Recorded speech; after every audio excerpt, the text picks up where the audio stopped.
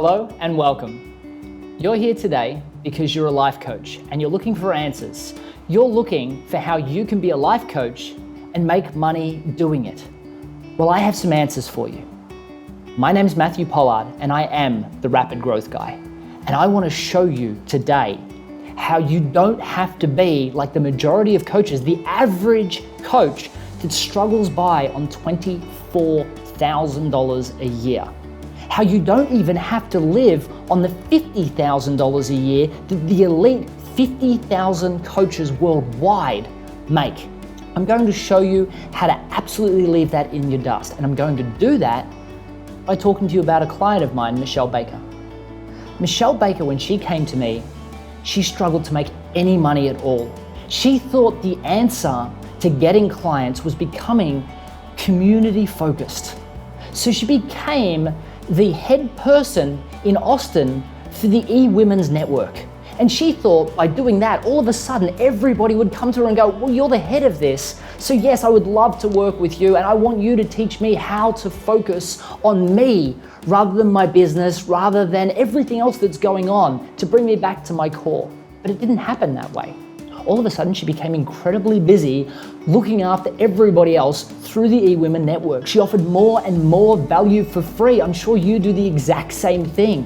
I mean, how many clients, ask yourself, how many clients do you have that you actually help for free or well under your cost because you think that you're helping them by giving them additional value and one day they'll pay you what you're worth? But it hasn't happened yet, has it? So many coaches struggle every single day because they're put on this earth. The reason why they became life coaches was because they wanted to help people, but those people won't help them. They're struggling to get paid and they can't help themselves. When I spoke to Michelle, the first thing I realized was her goals were all outward focused. They were all about helping other people with their problems and helping this many people by the end of the year, but there was no money in it. Now, she was a goals specialist. She helped people with goals every single day. That was her business. But when she looked at her goals, she couldn't defend it. There were no financials. Now, you as a life coach, you know that if there's no numbers in these goals, they're just dreams. They're not reality. Just like if there's no time frame in these goals, they're just dreams. But when we're working on ourselves, it's easy to delude ourselves. We don't even use the frameworks that we're teaching others because it's hard to teach ourselves. It's hard to coach ourselves. So the numbers were missing for her. And I said to Michelle, Michelle, you're a life coach and your job is to teach people how to live their lives better and happier. But are you happy scraping by on much less than $24,000 a year? And the answer was no, she wasn't. She felt scattered. She felt pulled from pillar to post, helping all these people for free, running all of these events. She even felt she was letting down the clients that actually were paying her. Her own family wouldn't come to her for help because she was scattered and she knew that she was. So I asked Michelle one key question. What's more important to you? Do you want to save the world or do you want to make money? And she said, I want to save the world, like I'm sure you're probably thinking. And I said, who do you think saves the world most? Bill Gates or the person holding the peace sign at the train station that's homeless? Well, obviously it's Bill Gates. He has a huge charity, but what did he do first? I mean, he dedicated all his time now to looking after charity, but he made money first. He looked after himself. And I said to Michelle, you need to save yourself before you can save others. And the key to that is making sure that people pay you. The next problem she had is she said, well, how do I know who's going to pay me? I mean, as a life coach, I can help everybody. And here's the fact about helping everybody. If you think you can help everybody, you help nobody. And you speak to nobody. So everyone thinks you're a generalist, so they don't come to you for help. So with Michelle, one of the things that we helped her do is really define what she did that helped people. She had this thing that she did, which was called dream boarding, which was where people put all these photos on a board and then put it up on their wall, and that gives them the motivation because it reminds them of their goals. She called it dream boarding. Problem is, corporate didn't want dream boarding, so she found she was just helping all of these small networking groups, and it was more like an arts and craft thing. So what I said to her is, I said, well, which group of clients do you absolutely make unbelievable money out of when you get to work with them? And who do you really enjoy helping? And the answer was, she loved helping people in corporate. She loved helping people become congruent with what they were doing in their day-to-day activities. So many people in business working in a job, they kind of become disconnected with why they took the job in the first place. They lose focus of where they fit. The business has goals, but they don't. And she loved helping them redefine who they were. But dreamboarding wouldn't work. She tried selling to corporate, and when she did, they went, dreamboarding? That sounds like a bit of arts and craft, airy-fairy stuff. We won't buy off you. But she loved helping these people become congruent. So we called her the congruency catalyst. And she went to people and explained that she had a strategic process of helping people understand exactly why they're working for an organization and what value they get out of it. She explained the importance of having congruent staff, because so much time is lost because of lack of productivity, because people are thinking about other things, searching on Facebook, because they've forgotten why they're there and why they care so much. She talked about the importance of retaining staff, because incongruent staff tend to look around for other jobs, tend to go to other places to work, not because it'll make them happier, because they feel like it's time for a change, because they're not sure why they're not happy. So all of these things organizations need. I mean, when you think about what an organization pays to hire a new staff member, well, firstly, the staff member, they're not really working hard for the last few months while they look for a new job. Then they leave and you lose all of those core competencies. Then they need to hire somebody else, which they probably pay a recruitment agent at least 1 month to 3 months salary. Then everybody else has to train that person, plus that person spends probably 3 months becoming up to the effectiveness of the person that left. It's hugely expensive. And all of a sudden she started to explain this in a strategic process that she followed to help these people become absolutely laser focused and congruent with why they were there.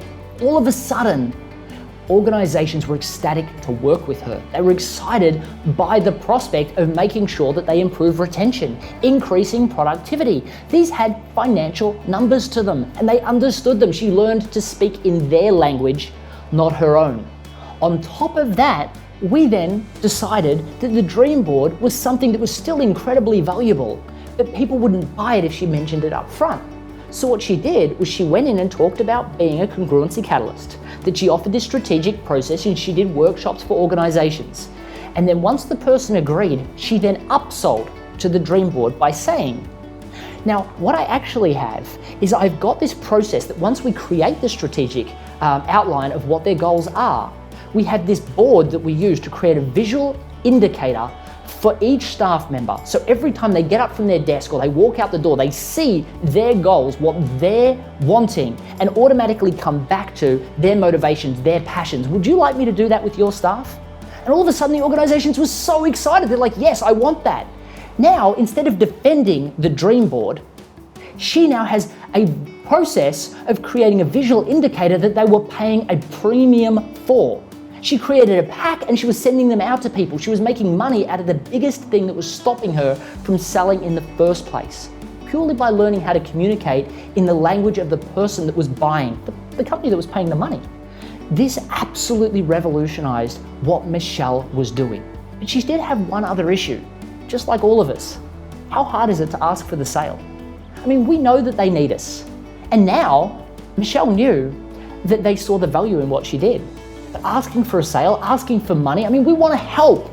We want them to change. That's what we got into this business for. The money is just the thing we need to survive, but we need it more than anything. So I taught Michelle one simple statement. At the end of doing this presentation, I then got her to say, now at this stage, I can do one of two things. I can tell you a process that you can follow, and I can give you some great information that I created about how to do this with your staff yourself. Or I can talk to you about what working with me would look like. Do you have a preference? And the customer would go, well, I want to know what it takes to work with you. Completely avoided that in a lot of the occasions. And the people that went that way, she didn't lose anything. These people obviously didn't see the value she could provide. She lost nothing except a headache. And then she got to talk about her services. An easy segue. And then, at the end, when she wanted people to buy from her, she knew that she was uncomfortable talking about price. And while we now have defined prices with her, she didn't understand what her true value was. I mean, when I asked her the second time after explaining the Bill Gates story, I said, so what are you here to do? Are you here to make money or save the world? She's like, I'm here to make money. And she had this upward inflection, like she didn't really feel comfortable with that. So she needed to be told what her worth was. So I gave her another simple process, which was at the end of explaining it, she would then say, now obviously going through this, you can see there's a lot of detail and there's a lot of success that your staff will have out of this. And obviously, these sorts of services, you've probably got a good understanding of what something like this would cost you. What sort of idea of budget did you have in mind? And their response would be, I don't know, or they would ask for a price, or more frequently than not, which surprised her, they would actually give a number. They would say things like, well, I wouldn't expect to get much change from $10,000, but I really couldn't stretch my budget more than $15,000. They gave her the exact numbers. So she could say, well, that's great, because actually the price for this is $9,997. And they go, oh, well, great, it fits within our budget, let's just move forward. Now, the group that says, I don't know, they're generally not the decision maker. So she then said, I tell you what, let's do this. I need to understand what the decision-making process is. So she would then speak to them and work out exactly what the process was and who the decision maker was. At least now she understood that that person had to speak to somebody else, because if they don't know what the budget is, they don't know what the numbers are, which means they're not the decision maker. And the other group that just asked, she would then quote a fee. And the fee that she quoted, the deal we made, was the fee she heard from the last client she spoke to. So she was congruent with it because that person had just said the fee. So she was 100% happy. By following this process, within a period of 3 weeks, her closure rate went from 15% to 85%. She is busier than she ever has been. She no longer works with the people from the eWomen network, except for the people that are willing to pay. But she does nothing for free unless she chooses to. And she has specific hours set aside for that. Because let's be honest, we all want to set aside hours for where we can give back. But we have to have two mindsets. The mindset of when we're here to make money and the mindset of when we're going to give back. Myself personally, I give away 10 hours a month, and you should too. However, when I'm in the business of making money, I'm in the business of making money so I can afford to spend those 10 hours helping other people. And now Michelle makes unbelievable money. And she's doing something she loved to do more than anything else in the world. But I don't want you to take it from me. I want you to listen to Michelle. Let her share the story with you about her experience and the changes, the mental leaps. She's an unbelievable person, and you can see the love and joy that she has to share what she now loves to do with the world. So click on the link below and hear from Michelle. And then I look forward to seeing you in the webinar shortly after that. Cheers.